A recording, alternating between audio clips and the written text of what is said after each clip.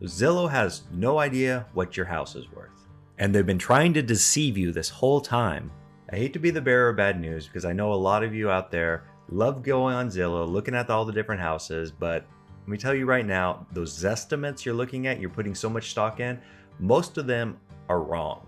Zillow is a big data company. Okay, it's not a real estate company. So they go from all over the country. They take all these different variables, gross living area, lot size, room count, location, all these things. And they try their best, their algorithm tries its best to come up with a value for that property. I'll give credit where credit's due because Zillow does a pretty good job on a macro level, valuing property, valuing marketplaces, and showing trends in the market that are going on in the past and to a lesser extent into the future as of now. But when it comes to valuing a single home, Zillow is just not that good. Here, let's get on the website and I'll show you exactly what I mean and how Zillow kind of deceives you into thinking they're better than they actually are. Okay, so right here I went to Zillow's website, okay? And we're gonna go all the way down to the bottom here where it says Zestimates. And we're gonna click on this link. Okay, what is a Zestimate? Okay, right here it says the nationwide median error rate for the Zestimate for on-market homes is 3.2%. Okay, here's the key feature here. The more data available, the more accurate the Zestimate value will be. So Zillow's biggest shortcoming is it's a computer algorithm. There's nobody on the ground. There's nobody going into these houses and looking at the condition, looking at upgrades, looking at anything like that. So Zestimate's always going to fail because it cannot see these things. So the Zestimates are always based on an average and not based on any specific house, which is why I say the algorithm's good at estimating values within a neighborhood for the most part, not always, but as it pertains to an individual house, it falls very, very short. Okay, and let's look at down here how it breaks down the areas. So we're in Los Angeles, so I'm gonna go down there because I'm most familiar. So here it says the median error rate in Los Angeles is 2.37%. So if you look up here at the 3.2 nationally, compared to the 2.37% in the Los Angeles, Long Beach, Anaheim area. So they tend to value properties better within this marketplace than they do nationwide. Another thing to consider, if you look here, it actually says their on-market home percentage is 1.9% accurate. So I don't know if it's 1.9% or 3.2% because those are conflicting figures. I think somebody over at Zillow needs to update their site. But we'll take this 2.375%, okay? Let's round it up to 2.4 just because I don't want to do a lot of math here. So if you take a $1 million house, this 2.4% error rate means it's plus or minus 2.4%. So for $1 million house, that's $24,000. So it would be $976,000 to $1,024,000. So if Zestimate shows $1 million, that your house would be within that range, which seems pretty good. You know, 24,000 plus or minus, not so bad. But if you click on here, it says that the Zestimate for half of all on market are within that range. Okay, so you're talking about 24,000 plus or minus on $1 million house, but only half the time. Okay, it's not looking so great anymore, right?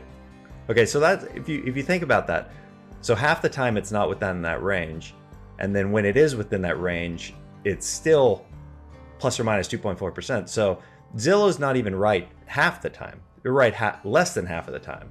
So you're already not looking so good.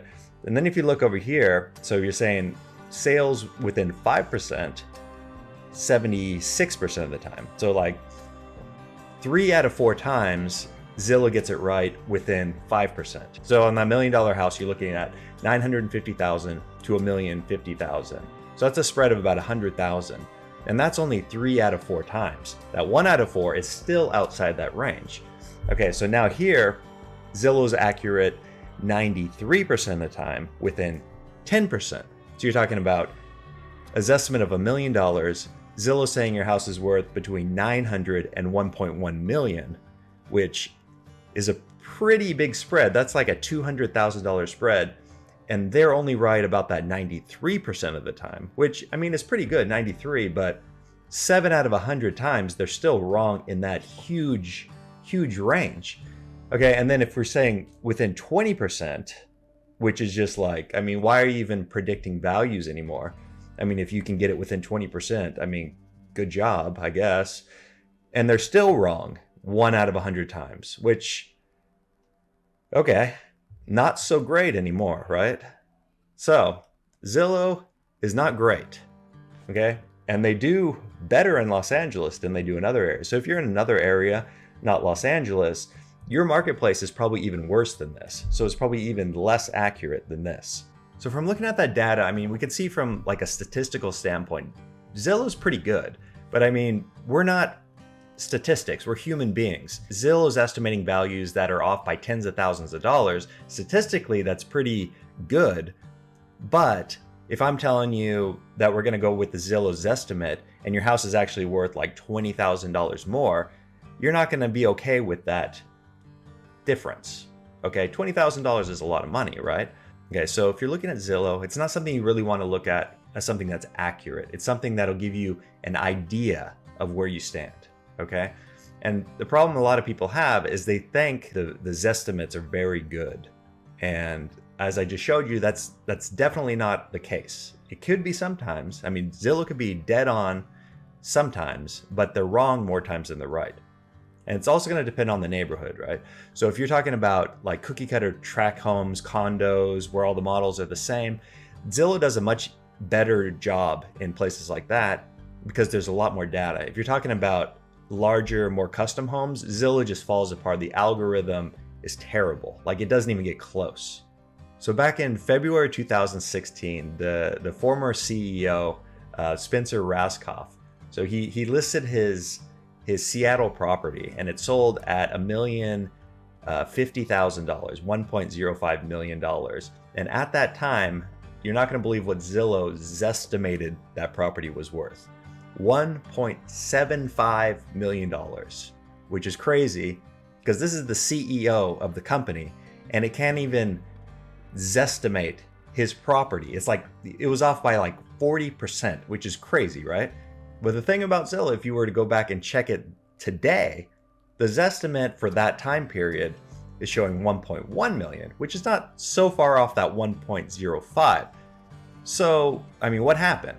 So it was off by 40% at the time. And then after it sold, they went back and they tweaked that number a bit to make it look like they were more accurate, which is kind of shady in itself. I mean, statistically, yes, you get more data, you shore up your predictions.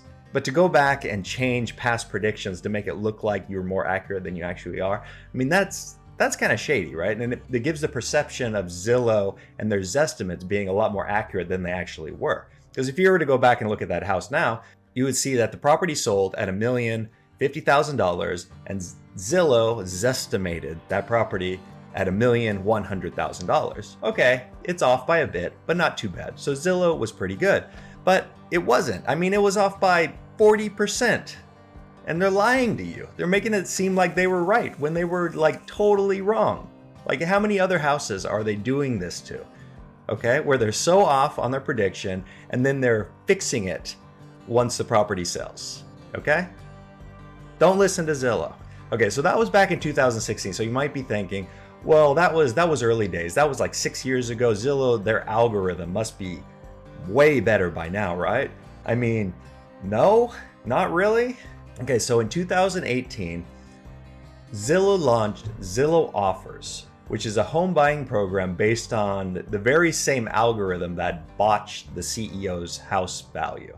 Okay, so Zillow's plan was to purchase homes at or below market value. Then they were gonna go in, fix up the places a little bit, just cosmetic repairs basically, real cheap stuff to make the place look nicer. Then flip the properties for a quick profit. So basically they were flipping properties. That was the idea, right? Come in, fix up properties and flip them. Okay, great. It's a business model. It works for a lot of people. But Zillow, this huge company with their algorithm, tried to do it and they tried to automate this whole process. Okay?